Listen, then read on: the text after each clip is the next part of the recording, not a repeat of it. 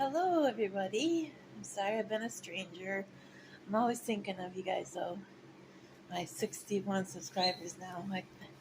I can't believe I remember getting my first subscriber. Uh, my birds are a little excited. I just tried to get them to calm down. All I have to do is wave my hand in the air, and they start freaking out. But we had a long session of that, so I think he's pretty calm now. Anyway, so I wanted to tell a story that I've been thinking about from when I was 18, and now my son is 18, my younger son. Imagine that. Anyways, I was working for a horse farm or a transport company, something like that, and they were needing to get a horse from out in I think it's called a paddock, the field that's fenced in. It was like, I don't know if it was grass, but I don't know what it was. Anyways, they were trying to get him to um, come to them to put the lead on the harness so they could take him into a trailer. The thing is, that horse was not wanting to come to them because they were chasing him and saying, "Come on, let's go," And it's like, well, I don't know much about horses, but I know I could tell by the body language that horse is scared, and I would be scared too if somebody was coming at me, yelling, and waving this thing in the air and speaking words I don't understand. I would be frightened. Also, I'd be like, "No way, am I going with you?" So anyway, I watched this for a while, and the guy came back. He was like, "I don't know what you're doing." I said, "Can I try?" And they're like, "What? You?" I was like scrawny little 18-year-old, no experience with horses. Actually, I'm a little bit afraid of them. And I said, "Yeah, let me try. What have you got to lose?" And they're like, "Okay." They handed me the lead. I went in there where the horse was, and he was not at the far side of the thing anymore. He was like closer, so I didn't have very far to walk to get to him. But anyway, I started talking to him. I said, "Hey, aren't you a beautiful horse? Yeah, you're a good boy, aren't you?" And I just was talking to him, and he's looking at me like suspicious, but curious. And I just kept talking to him. I'm like, "Yeah, you are such a good boy." And I started walking towards him, and I'm like, "You're fine. Nobody's gonna hurt you. You're okay. They just want to get you into the trailer so you could go somewhere else." And I just kept walking and talking, and pretty soon I was right next to him, talking to him, and he's just looking at me like, "Okay, okay, I think you're good." And then I put out my hand and I started petting his neck and his face, and I was like, "Wow, you were really good. You even let me pet you. It's amazing." And then I was like, "I'm just gonna clip this thing to you, okay? It's gonna make a little sound, but I'm gonna clip this lead to your harness, and then we're gonna take a little walk." And I know he couldn't understand my words, but the tone was, you know, acceptable, I guess, to him because he let me clip that lead to him. They called it a shank. They let me clip that to him, or he let me clip it to him.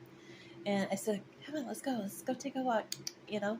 And he started walking with me, and I went over to the gate, and they opened it, and I handed the lead over. I said, "Here you go." They were like, "How did you do that?" I said, "Gently. You guys were chasing him and yelling at him, and he was scared." I was like, "You got to. He's big, but he's afraid of you because you guys are strangers. So you're yelling at him and acting all big and scary." So I said all I did was talk to him gently and told him what I was doing, whatever, and he trusted me and he came with me. And they were like, "Wow." I was like, "Yeah, I was scared to death. My heart was pounding, but I didn't let him know that." Because I know horses are huge and they can easily kill you if they kicked you. Yeah, but he he was fine. He was just a giant baby. And I hope that they learned from that. I didn't work there much longer, but um, I hope that I taught them something. So that was one of my really cool experiences I had in life, and I thought I'd share. So okay, anyway, it's Saturday. I'm just gonna chill out. I can't believe it's been almost 2 years since I got COVID. In April, it'll be 2 years since I caught COVID. And uh, I still have, my voice gets tired out. As you can see, I have coffee just for 5 minutes of talking. Uh, it's like I get a dry catch in my throat. And sometimes I still, if I'm drinking something, even if I take a sip, I'll just start choking at whatever I'm drinking. Um, if I sing even one song, like average size song, my throat will really start to hurt and my voice will go out. And I think it's because I had the trach in for about 2 months. And I think maybe there's scar tissue in there. I think I might even sound a little different because I watched an old video yesterday and I was like, wow, I sounded a lot younger. I think my voice is a bit deeper now. But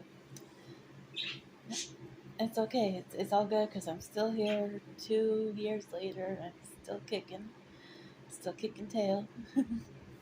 I'm working a little bit. I work a couple hours a day cleaning somewhere, and it gets me out of the house. But when I first started that job, oh my word, I had to sit down at least a couple of times because I was getting so worn out just from, well, it's a pretty good sized place, but I was like, okay, they were really patient with me. They knew what I'd been through. And now I almost never have to sit down for a break. I just go around and I do what I gotta do. There's 13 bathrooms that I make sure are stocked and sanitized. And then the halls most of them have rails, and I sanitize those.